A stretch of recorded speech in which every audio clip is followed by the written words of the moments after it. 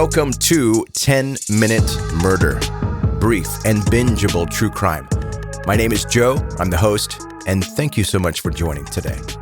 Last week I was having a conversation with someone, like face-to-face conversation, not internet conversation. I feel like we have to differentiate the two nowadays, mouth words versus internet words. But I was having a conversation with someone about how to trust people, people that are just untrustworthy in general versus psychopaths. And now I understand this is a murder podcast, but I'm not saying that people that are untrustworthy are necessarily murderers. I'm not saying that psychopaths are murderers. I'm saying I had a conversation with someone about how to trust people and how they trust people. And they gave me their measuring stick, and it's one question that you ask someone and you just slip it in the middle of a conversation. This determines how they trust someone. And here's the question that they ask. Did you cry during The Land Before Time? And here's the answer key if you plan to use this in your own life. The correct response is obviously. Because if you did not cry when Littlefoot's mother died, then you might have some things to work through. And like I said, that is their measuring stick. I haven't actually tried that out myself, but if you know me and you're listening to this and I ask you that question, spoiler alert, I'm trying to figure out if I can trust you or not. And by the way, I think you could use All Dogs Go to Heaven or Charlotte's Web. Either of those you could substitute with The Land Before Time. I think it'll still work the same. All right, before we get going with your story today, if you are a new listener to 10-Minute Murder, I love that you're here. Make sure you hit the subscribe button wherever you like to listen to podcasts, probably where you're listening right now.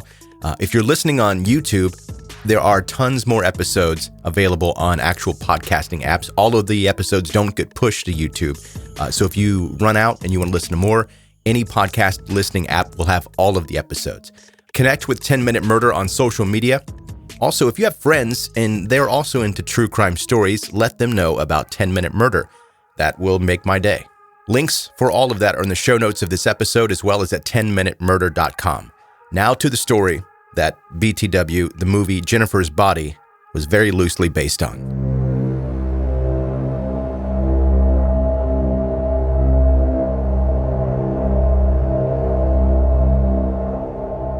For people who have lost someone to violent crime or seen a loved one become someone they didn't recognize, it's easier to cope with horrific turns of events when there's something else to blame. Violent video games making perfectly normal teenagers into killers. Pornography turning a loving husband into a sex-addicted serial killer. After Elyse Pahler was brutally murdered, her parents searched for a reason why her killers had taken her life. And they believed that they found it in thrash metal music, and specifically by the popular band Slayer. Elyse Pahler grew up in California, in a sleepy town with very little crime. In so many ways, she was the perfect picture of an American dream, spending time with her younger siblings, going to church, and making her parents proud. When Elyse became a teenager, things started to change. She got in with the wrong crowd, who quickly introduced her to drugs and alcohol, and she developed a substance abuse problem because of that. After she was caught smoking marijuana at school, her parents sent her to a drug rehabilitation center. While Elyse was in rehab, she met a boy named Jacob Delashmut, and I feel like I'm saying that name wrong, but we're going to go with it. Jacob was the same age as she was, 15. He introduced Elyse to two of his friends, Royce Casey and Joseph Fiorella. They'd attended the same high school as Elyse, but had previously been expelled for their substance abuse and behavior. Jacob, Royce, and Joseph were close friends, and they spent a lot of time together. Joseph was the ringleader of the group, and he was a strong-willed teenager, the driving force behind a lot of the decisions that they made, and they had a lot of the same interests, Joseph's interests. And he had a strong interest in the occult and Satanism, and he also loved heavy metal music. He had the idea that the three teenagers should create a metal band together, inspired by his favorite metal band, Slayer. Jacob and Royce agreed with Joseph's plan, and they formed a band. They named the band Hatred, which, side note, is a pretty solid name for a heavy metal music band. However, like many of the metal bands created by three edgy teenagers, Hatred did not see a lot of musical success. But Joseph was ambitious. He wanted to make it big. Instead of more practice or changing their style, Joseph had a more extreme idea to catapult their band into success which originated from his obsession with Satanism. If they wanted hatred to take off, Joseph believed that they needed to make a sacrifice to the devil. And when it came to sacrifices, all the information Joseph read seemed to point to one thing. The best kind of sacrifice was a virgin. When Joseph proposed the idea to his friends, they weren't convinced. It seemed crazy to them, but as time passed and hatred was still flopping, they began to come around. As the three boys began to plan their sacrifice to the devil, they realized that they knew the perfect person already, a young girl who they believed was a virgin and who trusted them and believed they were her friends. Their victim, they decided, was going to be Elyse Pahler. On the 22nd of July, 1995, 15-year-old Elyse disappeared into thin air. There were no clues, no sightings, and no indication as to where she had gone. With no leads to guide the investigation, the case went cold, and for the following 8 months, it stayed that way. After almost 1 year of Elyse's parents desperately hoping that their daughter was still alive, the police station received a strange visit from a teenage boy. It was Royce Casey, who was 17 years old at the time. He told them that he knew where Elyse was. Police were doubtful until Royce took them to a patch of woodland close to Elyse's house. When they uncovered Elyse's badly decomposed remains, the police knew that Royce had been telling the truth the whole time, and now they needed to figure out what happened to Elyse. But they didn't need to investigate very much. The kid in front of them told them everything they needed to know. Royce confessed that he had been one of Elyse's killers, but he had two accomplices, Jacob Delashmut and Joseph Fiorella. It turned out that the night Elyse died had not been the first time the three boys had attempted to kill her.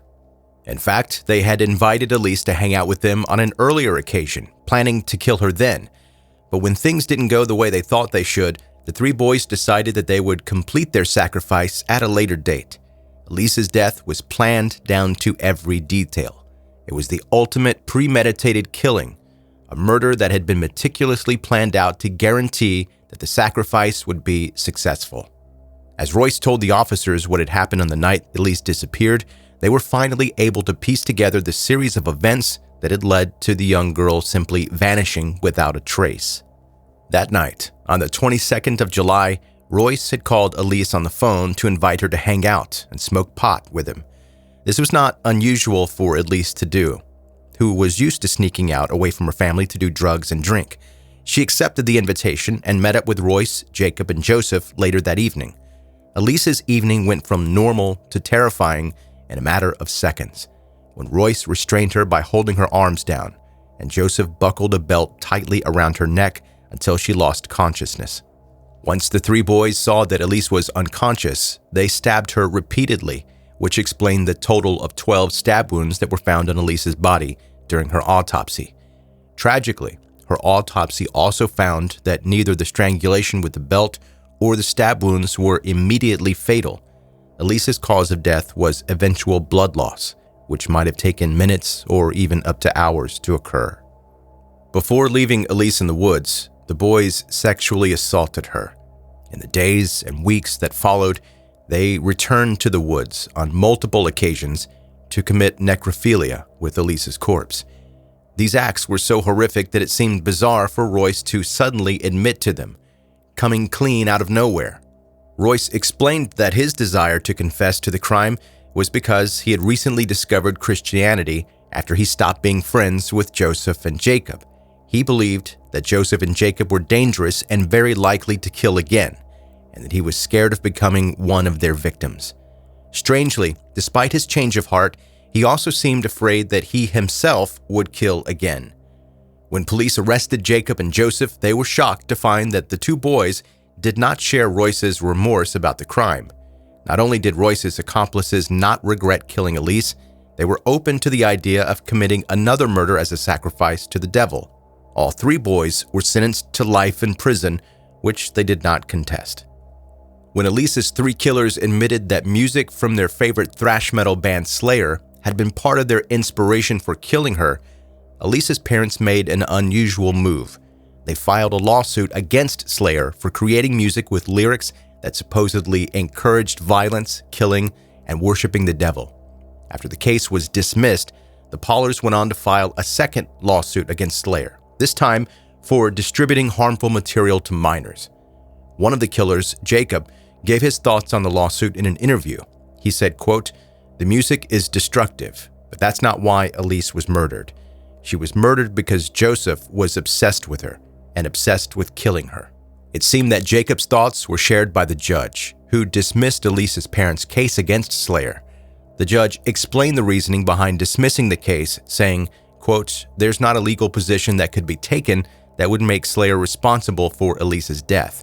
Where do you draw the line? You might as well start looking through the library at every book on the shelf." This is the same conclusion seen in most cases where a bereaved parent or loved one blames something like violent music or video games or pornography for turning somebody into a murderer.